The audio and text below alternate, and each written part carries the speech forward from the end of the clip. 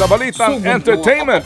Galit na galit ngayon ang Bloom sa lalaking tila muntik na ngang humalik kay Bini Aya sa isang bar. Sa mga kumakalat na video, makikitang tila kinukuhanan ng lalaki si Aya gamit ang cellphone nito nang biglang ilapit ang kanyang pagmumuka sa Bini member. Nagulat si Aya sa ginawa ng lalaki. Kaya naman hindi ito nagustuhan ng Blooms. Wala raw respeto ang lalaki at nagpaalalang know your limits. Wala rin daw karapatan ng lalaki na gawin yon kahit pa nasa bar sila. Kinwestiyon din ang ilang fans na tila maluwag ang security ng nasabing bar. Lalo pang nainis ang Bloom sa bar nang i-upload daw nito sa kanilang IG story ang eksena ng paglapit ng mukha ng lalaki kay Aya. Wala pa namang komento rito ang management ng Bini at ng may-ari ng bar. Ano bang bar yan? Walang, hindi ko alam. Faces? Faces? Ano? Ang tagal na natin. Ha? Faces? Bukas pa. Anong faces? Anong saan? Faces? Oo. Di ba salon yan? Nangunguna po naman sa Billboard Philippines Hot 100 at Top Philippines Songs Chart ang kantang Dilaw ng singer na si Maki. Pumangalawa ho naman ang kanta ng Bini na Salamin-Salamin na sinundan po ng ilang pa nilang kanta. Nagpasalamat po naman si Maki sa lahat ng sumusuporta po sa kanyang kanta. Siya daw po'y masaya na namamayagpag ang OPM ngayon at nakakapag-ambag siya bilang artist sa bagong henerasyon ng Filipino music. Ang music video naman ng Dilaw kung saan tampok si Bini Maloy ay umani po naman na higit na 9.3 million views. In fairness nga, ganda. Magaling tong si Maki. Samantala, 5 awitin din ang mapapakinggan naman sa Believe album ng actress-singer na si Bel Mariano. Ilalabas po yan bukas, Biyernes. Kabilang sa mga bagong awitin ni Bel ang Biglaan, Pakisagot, Little World Changer, I Save Me at Apelido. Inaasahang kakantahin niya yan sa kanyang birthday concert sa Soler sa July 13. Second album na ni Bel ang Believe, kasunod ng And Solemn album na inilabas naman noong Enero.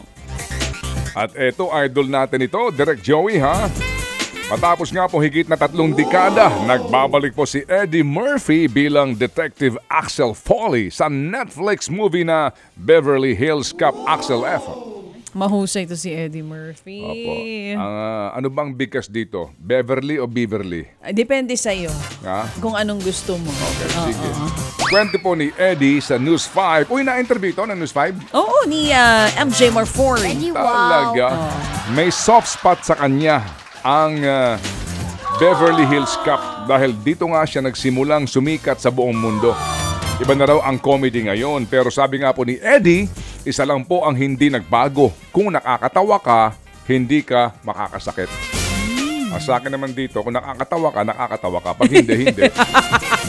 May point. Lakas ng tawa mo, hindi, ha? may point ka nga naman. Kung nakakatawa ka, kasi may mga nagpapatawa, hindi naman nakakatawa. Meron namang hindi pa nagpapatawa, nakakatawa na. Yeah. Pero namang itsura pa lang, nakakatawa na. Yun na nga. O, di ba, Cha?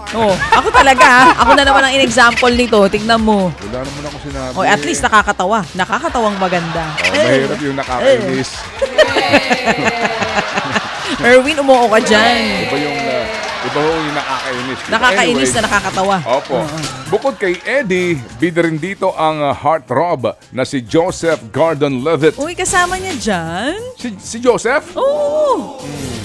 Gumaganap siya bilang balat sibuyas na millennial cop na tatapat naman sa boomer humor ni Eddie.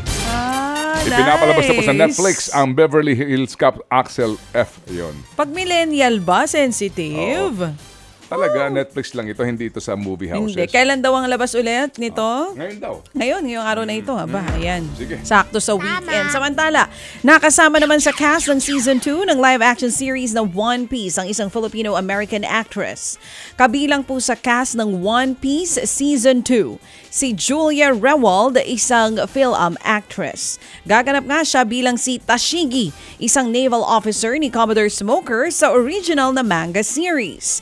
Sinabi ni Rewald na dream come true para sa kanya ang pagganap sa serye. Sa ngayon, nagsimula na raw ang produksyon ng One Piece Season 2.